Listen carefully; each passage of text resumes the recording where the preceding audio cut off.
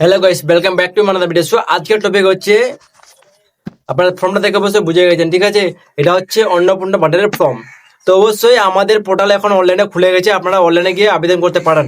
এই ফর্মটা নেওয়ার জন্য এখানে রয়েছে 13টা পেজ, ঠিক আছে?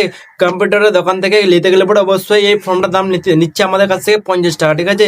আবার কি আমরা যে কেউ ভরতে না পারি, ফিল আপ করতে না পারি, তো ওই ফিল আপ করা আবার পয়সা এক্সট্রা করে চাইছে। তো আপনাদের যতগুলো খরচা হচ্ছে, তো অবশ্যই আপনারা অনলাইনে গিয়ে, অনলাইনে দোকানে গিয়ে বা নিজের ফোন থেকে আপনারা কিভাবে অ্যাপ্লিকেশন অনলাইন করবেন তার প্রসেস আমি আজ দেখাবো। তার আগে আমার এই চ্যানেলে প্রথমবার যদি হয়ে থাকেন তো অবশ্যই আমার চ্যানেলটাকে সাবস্ক্রাইব করে বেল আইকন অন করে আমার পাশে থাকবেন। তো কিভাবে অনলাইন অ্যাপ্লিকেশন করা যায় আমি আপনাদের আজকে টিপস বলে দেবো। তার আগে আপনি আমাদের বলে দিই যে কি কি ডকুমেন্টস আমাদের পাশে থাকা দরকার, আপনাদের কি কি ডকুমেন্টস লাগবে। তো আমি আপনাদের বলেছি এই যে 13টা পাতার ফর্ম রয়েছে, তো এই 13টা ফর্মে যা যা ক্যাটাগরি রয়েছে তা আপনাকে ফর্ম ফিল আপ করতে হবে, ঠিক আছে? আমি আপনাদের দেখা থেকে আমি বলে দিচ্ছি এই ফর্মে কি কি ডকুমেন্টস লাগছে। এক নম্বর লাগছে আপনাদের আধার কার্ড লাগছে। আধার কার্ডের পর আপনাদের লাগছে আধার কার্ডের পর আপনাদের লাগছে ব্যাংকের অ্যাকাউন্ট, ঠিক আছে? ব্যাংকের অ্যাকাউন্টের পরে আমাদের লাগছে এপিক নাম্বার, মানে ভোটার আইডি কার্ডের নাম্বার। তারপরে আপনাদের লাগছে প্যান কার্ড নাম্বার। তারপরে আপনাদের আপনাদের লাগছে পারিবারিক, মানে রেশন কার্ড আইডি, মানে এইগুলো নিয়ে আপনাকে ফর্মটা ফিল আপ করতে হবে। যে কোনো দোকানে গেলে পরে আপনাকে এইগুলো ডকুমেন্টস নিয়ে যেতে হবে, আপনার এবং আপনার ছেলের বা আপনার স্বামীর, ঠিক আছে? তো এরকম এগুলো জিনিস নিয়ে গেলে পরে অবশ্যই আপনার অনলাইনে ফর্ম ফিল আপ হয়ে যাবে। কিন্তু আমি আপনাদের একটা কথা বলি যে এই ফর্মটা আপনি জমাতে যাবেন অফিসে, কোন অফিসে যাবেন, অবশ্যই পঞ্চায়েতে যাবেন বা ব্লকে যাবেন। তো এই ফর্মটা কতজন দেখবে, অনেকজন দেখবে। আর অনলাইনে আপনি যদি ডাটা এন্ট্রি করে দেন তো অবশ্যই এটা আপনার কাছে কিন্তু ডাইরেক্ট। আগেবার কি হয়েছিল যে আমরা যুবসাথীর ব্যাপারে আমরা অনলাইনে করেছিলাম, ঠিক আছে? আর কিছু কিছু আবার অফলাইনে করেছিল। তো তারা যারা অফলাইনে করেছিল কিন্তু ওদের টাকা কিন্তু লেট করে ঢুকেছিল, বা কিছু কিছু এখনো ঢুকেন, ঠিক আছে? আর যারা অনলাইনে করেছিলেন তারা কিন্তু মানে প্রথমবার ধাপেই ওনারা টাকা পেয়ে গেছেন। যেমন আমি আমি আমি সঙ্গে সঙ্গে অ্যাপ্লাই করেছিলাম, তারপরেই আমার হোয়াটসঅ্যাপ পেজে চলে এসেছিলো, ঠিক আছে? আর আমার আগে যারা দুয়ারে সরকার ক্যাম্পে গিয়ে মানে অ্যাপ্লিকেশন করেছিল তাদের মানে টাকা এসেছিলো। এটা না যে আসবে না, আসবে কিন্তু একটু লেট করে আসবে। কেন যে এটা হচ্ছে কাগজ, এটা মানে কত রকমের অফিসার লোক যায়, আবার ওরা চেক করে সব ডকুমেন্টস ঠিক রয়েছে কি রয়নি। আর এখানে অনলাইনে কি হচ্ছে যে আপনারা ডাটাটা মানে একবারই সব সম্পূর্ণ দিয়ে দিচ্ছেন, ঠিক আছে? ওরা কি শুধু চেক করছে ভালো করে, আবার এন্ট্রি করে আবার টাকার প্রসেস চালু করে দিচ্ছে।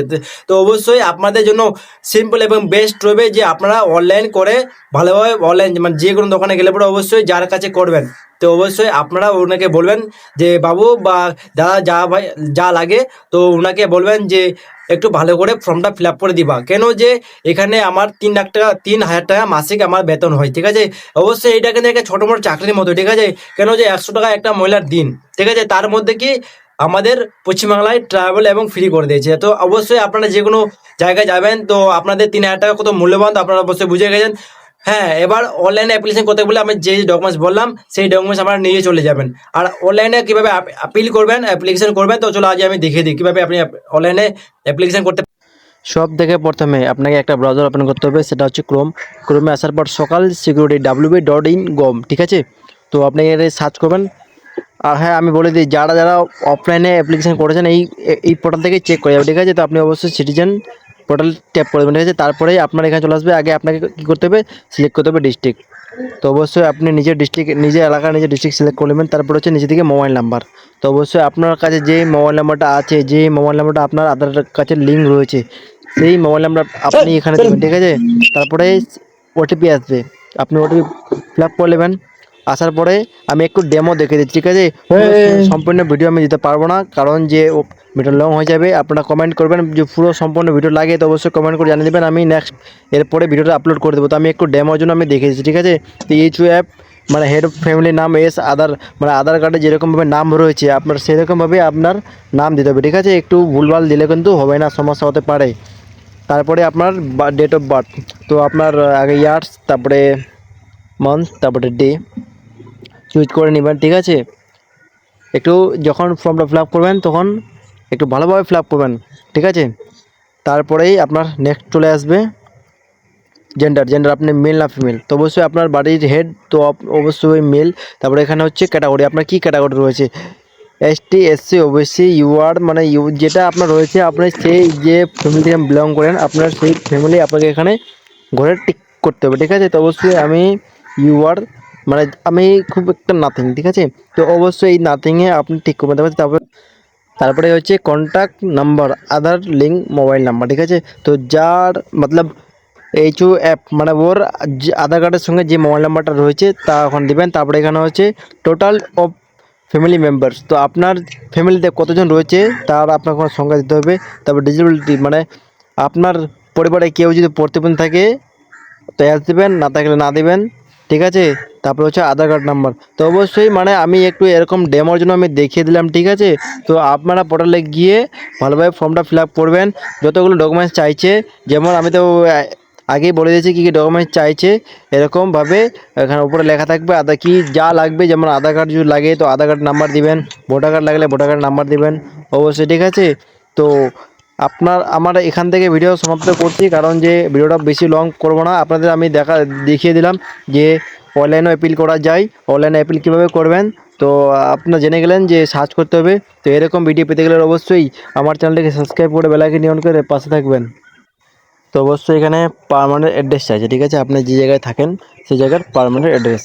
তো অবশ্যই village, post, PS and district. তো আপনার যে জায়গার আপনি ভালোভাবে ফর্মটা ফিল আপ করবেন, কারণ যে ভুল হলে পরে সমস্যা হতে পারে, ঠিক আছে। তো আমার মতো সেম ফিল আপ করে দেবেন।